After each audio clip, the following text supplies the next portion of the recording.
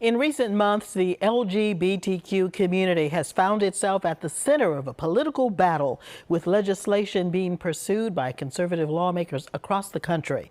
One of the most targeted groups of this recent onslaught has been the transgender community. Joining us today, Treandre Valentine, the executive director of the Massachusetts Transgender Political Coalition, an organization that has been advocating for and providing essential resources to transgender people across the Commonwealth for over 20 years, and Dallas Ducar, a board member of the GLBTQ Legal Advocates and Defenders, also known as GLAAD. She also is as well CEO of Trans Health Northampton and a faculty member at Northeastern University, Columbia University, and the University of Virginia School of Medicine, just to name a few. Good afternoon. Thank you both for being here today. Dallas, I'd like to start with you. The Parental Rights and Education Bill, or as it's more commonly referred to as the Don't Say Gay bill, which has recently been signed into law by Governor Ron DeSantis. It stipulates a prohibition on classroom instruction and discussion about sexual orientation and gender identity from kindergarten through third grade. In your opinion, how is this law damaging to children who identify as LGBTQ or children who may be confused about their gender or sexual identity? Well, thank you so much. You know, the Don't Say Gay law or Don't Say Trans law is really getting a lot of attention, and it's incredibly harmful. It's really seeking to erase identity, seeking to erase conversations about being LGBTQ. And unfortunately, this is just one of many.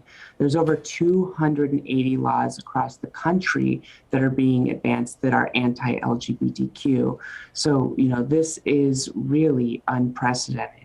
And, you know, many of these bills really do create a more hostile school environment, specifically for LGBTQ students.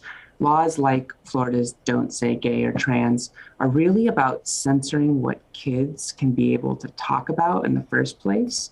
You know, it aims at trans youth and really requires teachers to disrespect names, disrespect pronouns, and really also can out students before they're ready, right? This is really about safety. This is also really about creating an environment where a child can be able to express themselves. And instead, this law restricts the ability for the individual to actually be themselves. It can restrict their ability to use the bathroom, and it can really restrict participation in other events, things like sports, social activities, etc. Right? Dallas, this is Dallas, really harmful. What recourse, though, do LGBTQ families have against this law? What's the current classroom policy on this subject in the Commonwealth?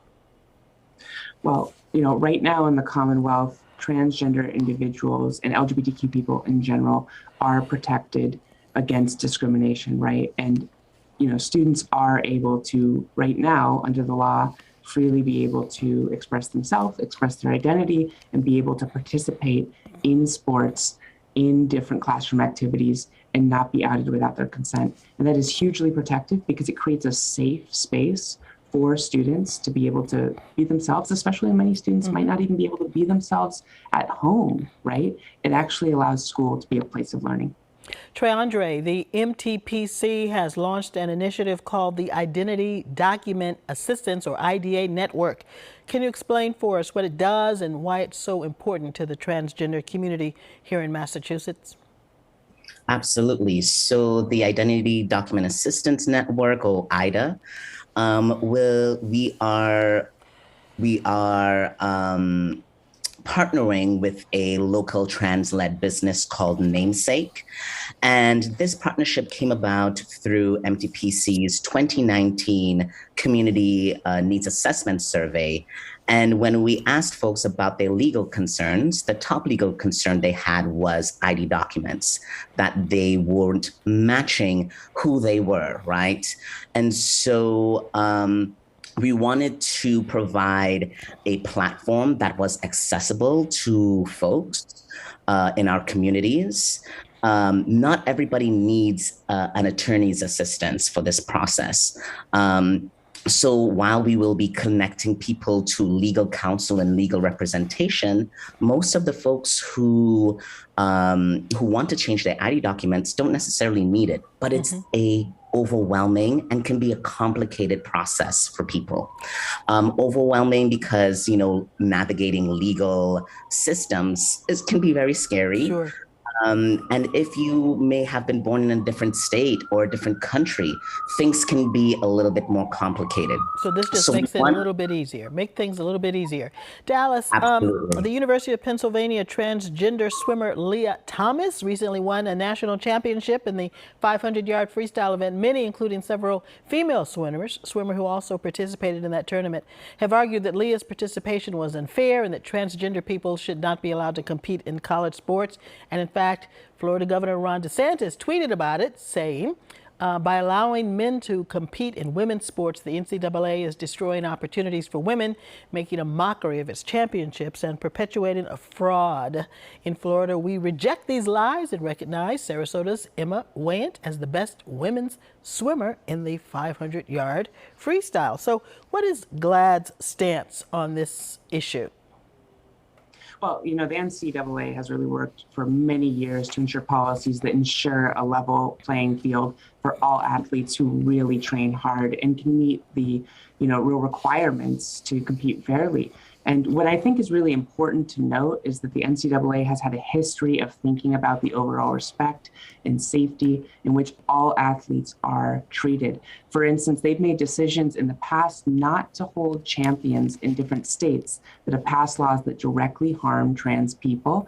And it's really something that the NCAA leadership can also consider now, especially as we see so many harmful bills passing, and including these bills that are excluding life-saving health care, forcing teachers to really misgender students or exclude trans girls in elementary school activities and participating in sports with their peers. So really, at the end of the day, the NCAA can continue to follow their stance, and we can really focus on the issues that matter, which are these bills that are preventing kids from being able to live a healthy life. Trey Andre, we have about 45 seconds left. The last question to you. The MTPC has started something called the Trans Leadership Academy, the purpose of which is to alleviate major hurdles that disproportionately affect the trans community. Hurdles like unemployment, poverty, homelessness. Why are these issues so prevalent in the trans community, and how is MTPC been working to change things? Through this workforce development program, we will be providing community counseling, support, skill building, networking with employers, so that our community members can develop a career or a life plan with clear, attainable goals, so that they can really not only survive but thrive, because a lot of our folks have been forced to do survival economy, and we're really trying to alleviate those economic instabilities. All right, Trey Andre Valentine and Dallas M. Ducar, thanks to you both for joining us.